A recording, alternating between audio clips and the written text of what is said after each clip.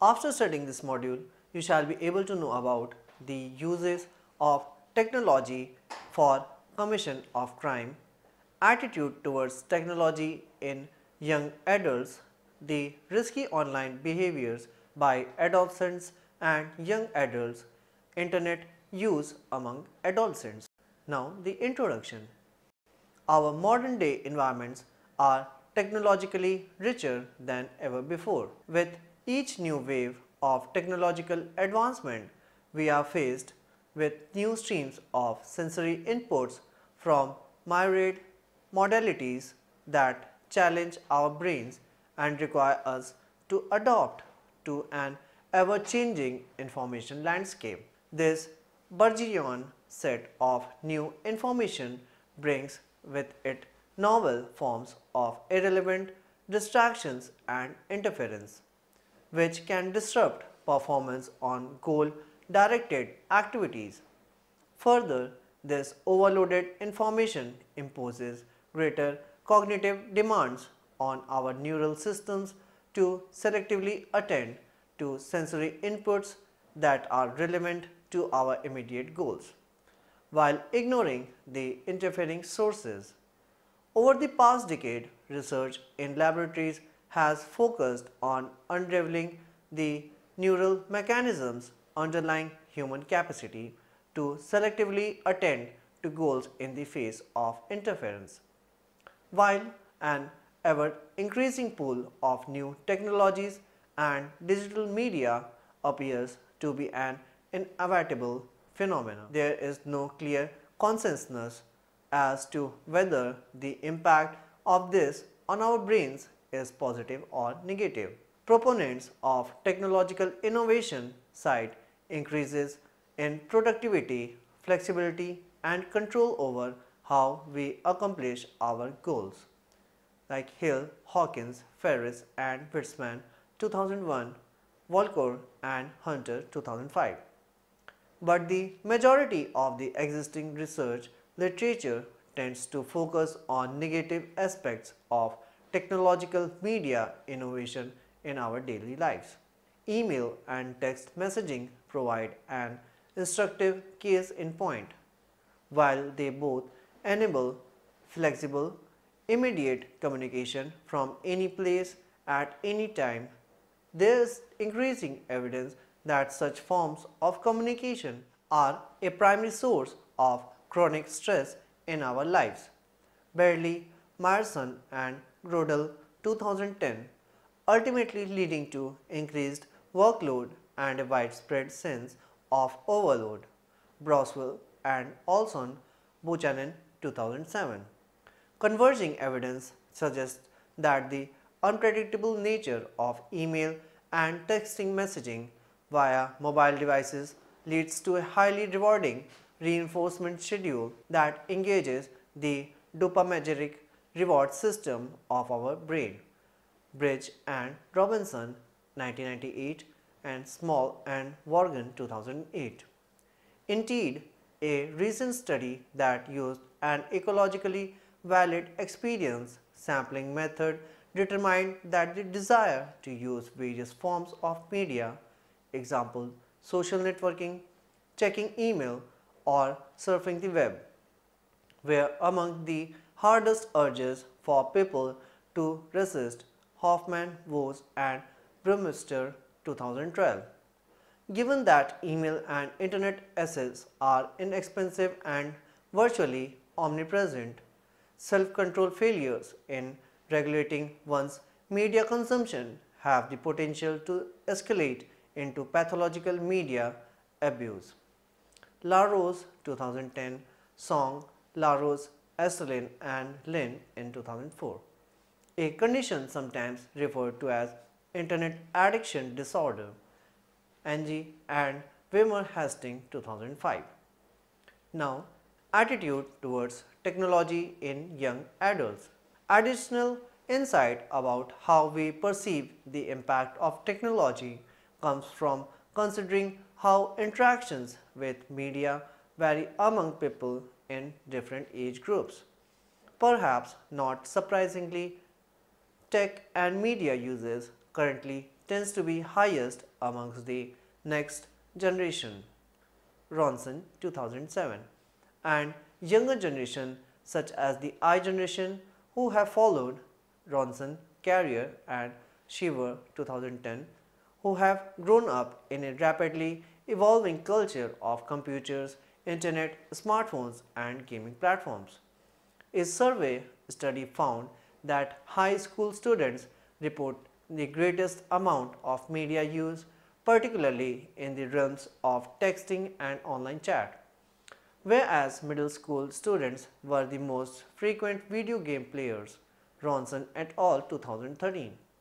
While both media use and video gaming were somewhat lower in college students, Ronson in 2013. Tech usage by this population is undeniably perceivable, with 73% of college students reporting that they feel unable to study effectively without some form of technology accompanying this activity. Kelser 2011. Self-reported attitudes towards technology are overwhelming positive among teens and young adults, with the vast majority feelings that tech improves the quality of their lives. Ronson's 2013. An interesting paradox emerges, however, when such attitudes are juxtaposed against repeated observations of negative correlations between academic performance and time spent using tech and social media. Kilcher and Kirpin-Singh 2010, Rosen in 2013. Other research suggests that many of the negative effects of media use stem from multitasking or tasking switching cost that comes as technologies compete for limited attentional and cognitive resources.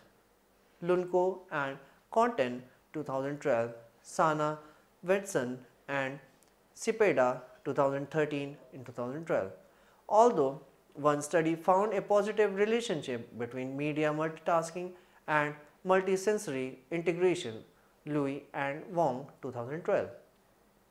Such complexity highlight the need for a greater understanding of how our brains deal with technology and multitasking if we are to devise effective strategies for coping with an increasingly complex landscape of consumer technology.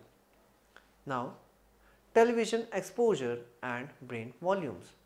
In a more ecologically valid study, Tukil 2013 used a combined cross-sectional and longitudinal design to track structural brain changes associated with duration of television viewing.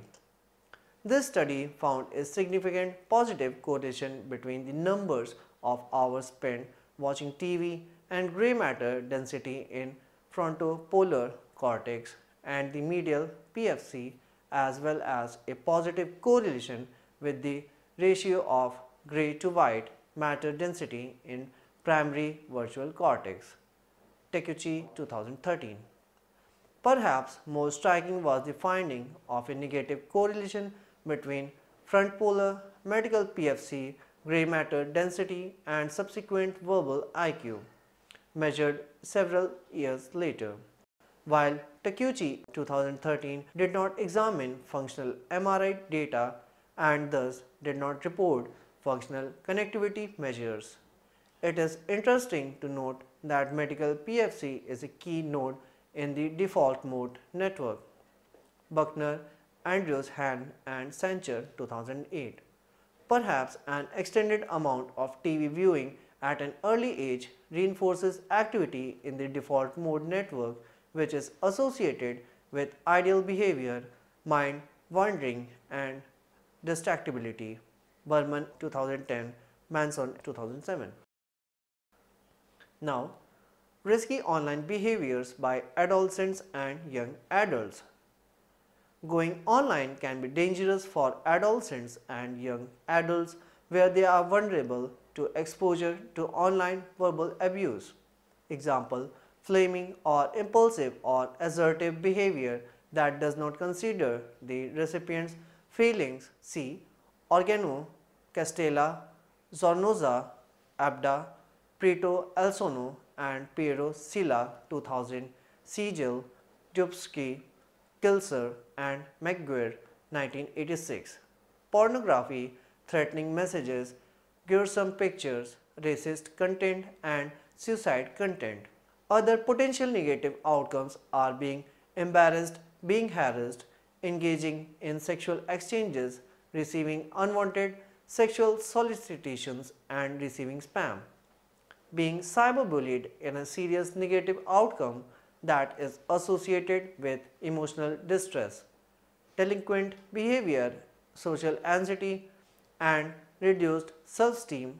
Floros, Simos, Fissions, Defuli, and Gerukulis 2013, Hinduja, and Pichin 2007, Kolsky, Limber, and Astagons 2008, Mishna, Cook, Gedela, Dequick, and Somon 2010, Yebera, Michel, Volk, and Finclohor 2006.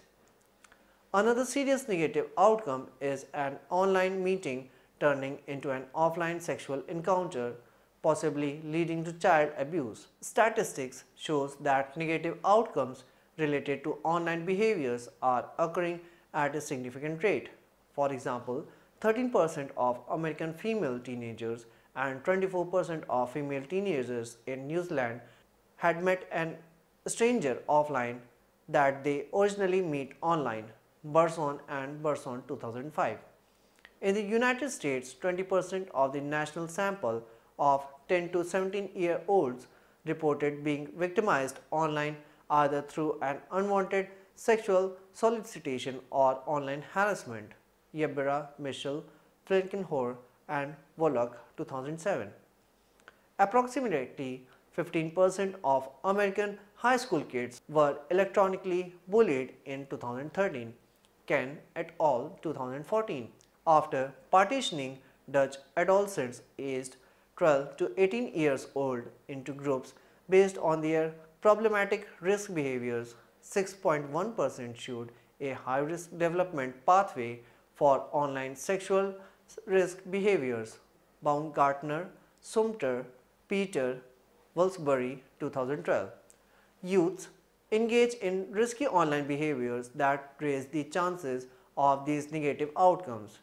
One category of risky behaviors is online disclosure of information such as personal or private information, relationship information, addresses, and personal views.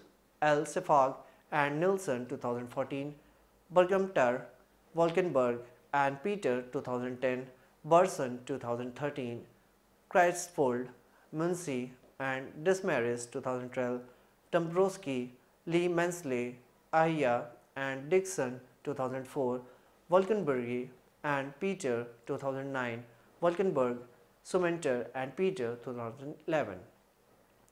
Another category is meeting strangers online. Burson 2003, Burson and Burson 2005, Dombrowski et al. 2004, Hong Li, Mao, and Sentong 2007, Liao Ku and Engong 2005, Livingstone and Helpsler 2007, Wissel, Hamilton, Calclist, Breach, A. Collins 2013, Wissel, Hamilton, Glister, Breach, and Collins 2013, using file sharing programs. Burson and Burson 2005, Volek, Michel, and Finkhol 2007, visiting inappropriate websites, Liao et al. 2005, and failing to use privacy settings, Crescentfolds et al. 2012, also are categories of risky online behaviors. Numerous variables have been considered to be contributors to risky online behaviors in youth.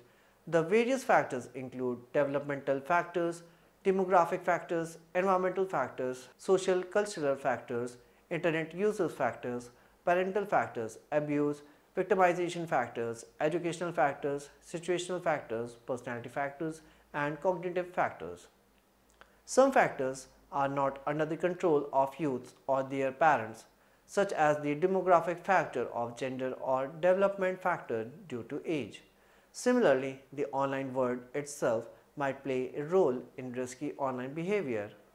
The socio-cultural factors related to the online culture that promotes sharing on social networking websites is a good example. Another example is the structure of websites that leads to sharing and disclosure of personal information, which means the websites afford sharing. Other factors are malleable, such as family related factors or parental monitoring and the use of parental software. Now, internet use among adolescents. The internet and related communication technologies have revolutionized the way in which people communicate with one another and gain access to information.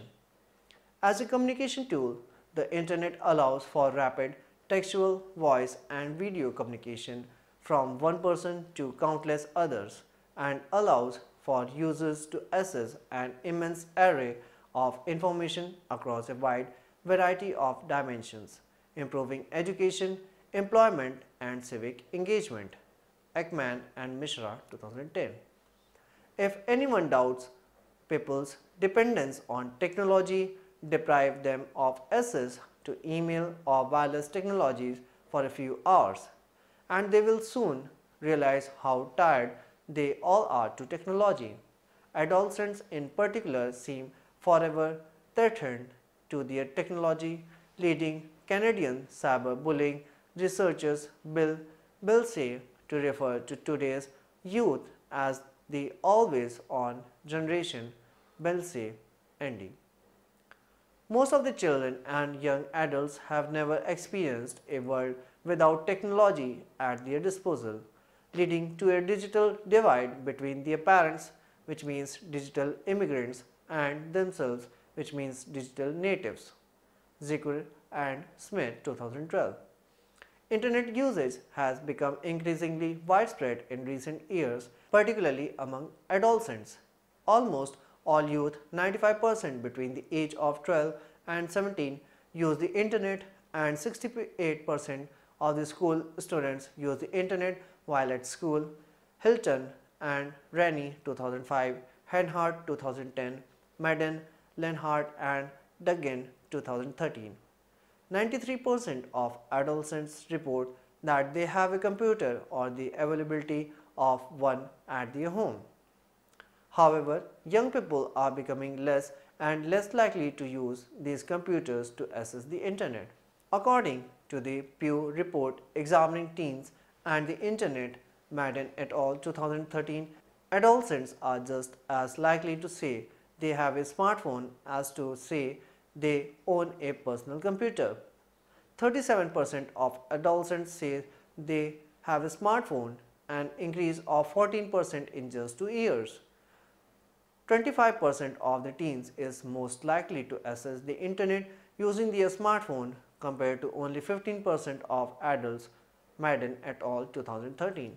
This change in how young people are accessing the internet has implications for cyberbullying, as young people now have their ready disposal the technological means to perpetrate cyberbullying. The ways in which youth use the internet and other communication technologies change rapidly. Just a few years ago, instant messaging via AOL was the venue of choice. Today, youth communicate through the variety of electronic media including Twitter, Facebook, YouTube, chat rooms, and texting. Some of the most popular venues frequented by young people on the internet and some of the leading venues for cyberbullying are social networking sites Katzer, Frishenhor, and Bilskak, 2009. Social media sites defined as any website that allows social interactions. O. Coffin and Clark, Pearson, 2012. Are very popular among adolescents and include social networking sites, example Facebook, MySpace, LinkedIn, video sites, example YouTube, gaming sites and virtual worlds, example Second Life, and blogs, Kulski and Gubitny, 2014, O. Cafe and Clark Pearson, 2011. Facebook has emerged as the current predominant social networking site, with 73% of those who use social networking sites have a Facebook profile. Lenhart, Purcell, Smith and Zucker 2010. Facebook has a total of more than 1 billion active users who have logged onto the site at least one time in the past month, and 22% of teens surveyed check their profile more than 10 times a day, with 51% checking more than once a day. Common Sense Media 2009, Folver 2012. The availability of smartphone has made access to social media just a bottom away. Social networking sites are useful in allowing people to communicate with friends or acquaintances and to share news or personal events with these friends and acquaintances. Kolsky and Committee 2014, Rich, Subramyam and Eponza 2012. Additionally, social networking sites allow users to share local or world news with friends and to comment on it. However, social networking sites and related technologies also present the potential for an individual to be victimized through them.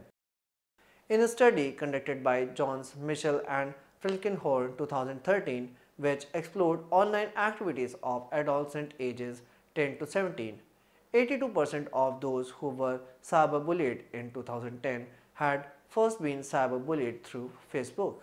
Additionally, our ability to provide feedback through comments and posts, while sometimes useful, can also provide a forum within which people can cyberbully one another.